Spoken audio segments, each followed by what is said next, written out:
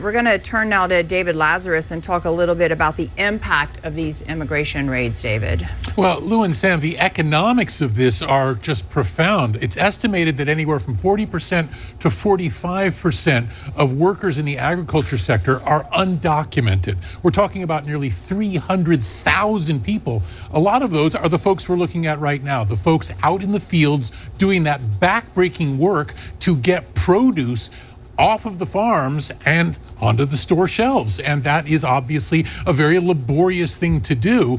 When you disrupt that, you're not just disrupting people's lives, you're disrupting the actual supply chain that keeps families fed, not just here in California, but nationwide. And therefore, the economic disruption that can come from something like this is enormous. And the Trump administration has gone back and forth on this. On the one hand, they've said that they're going to crack down on all undocumented workers. But then after the agriculture industry said, well, wait a minute, you're going to cripple us, then we saw them back off a little bit and say, okay, but we understand that these people are indispensable for agriculture, hotels, and other such jobs that perhaps many Americans do not want to do. And so there was some noise coming out of the White House that this is going to be an exception. But then they reversed course on that again as well and said, no, it's one size fits all when it comes to this crackdown. We're going after everybody. And as we see right now, they're serious about it. They're out there making a very strong show of force in the middle of America's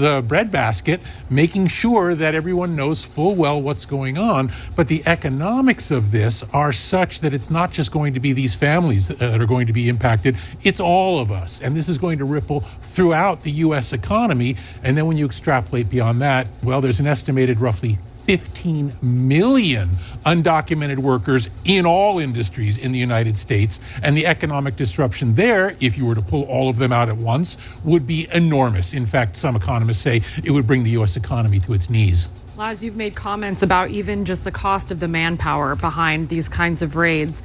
Going back to the farm workers for just a moment, especially in Ventura County, it's a $2 billion industry. Can you talk a little bit about how that will impact locally Ventura County, and how are they going to get these crops harvested? Well, Sam, you're making a very good point, because these folks are, in fact, members of society. They pay taxes, they go to stores, they pay their sales taxes when they do that. They are contributing to the overall economy. So once you disrupt the economy in that fashion as well, and many of these folks and their families are now keeping a low profile and staying home, which means they are not out transacting and engaging in commerce, and that has an ancillary effect on all sorts of businesses, not just the businesses that this sort of work feeds into, such as supermarkets, but also all the other businesses where these folks are shopping, the clothing stores, the shoe stores, all the other places where this happens. And so in a place like Ventura County, which is so strongly reliant on the agriculture sector, once you take out potentially tens of thousands of workers out of the picture, it's not just them and their families that are now going to be impacted by this. Suddenly it becomes the entire local business community. And then once it's the local business community, then you start looking at the entire supply chain as supply and demand becomes disrupted. One thing that I'm finding fascinating looking at these pictures as we pull back and see all the fields, there's nobody in the fields today. Now you would think obviously that all this hot weather would be one element to that, but simply put, you would think that there would be people out working today trying to get the crops off the fields, and we're not seeing any out there. And to my mind, that is a sign of trouble, not today, but down the road, as one of us, as we start going to supermarkets, let's say in the next week or the next 2 weeks, and discover there's no tomatoes here, there's no cucumbers, there's no cabbage, there's no lettuce. All of these things that we have taken for granted virtually all our lives, we're now seeing are suddenly very fragile and very vulnerable.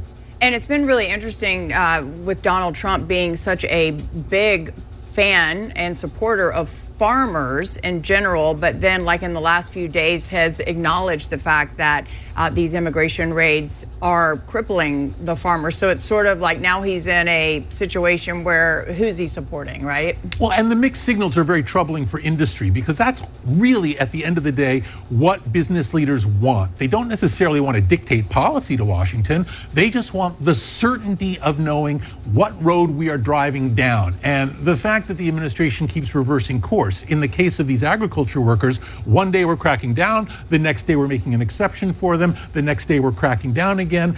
And those mixed messages are especially challenging for the business community because you can't plan. You can't look ahead because you just don't know what the picture is overall. And it's not just agriculture we're talking about now. Now we're talking about all sorts of industries that are facing this level of uncertainty because when it comes to the deployment of capital resources, in other words, investing in future growth, that requires planning that doesn't just look ahead to the next quarter or the next 2 quarters, but potentially the next 5 years to 10 years. And therefore, you want some sense of not just what direction are we going in, but what kind of commitment is the federal government making to back that up and give us the sense of direction that we need. And that's one reason that we look at the Chinese, for example, who do look ahead years in advance when it comes to economic planning, and that makes them a very aggressive and formidable player. For example, when the Chinese decided they were going to get into the electrical vehicle market,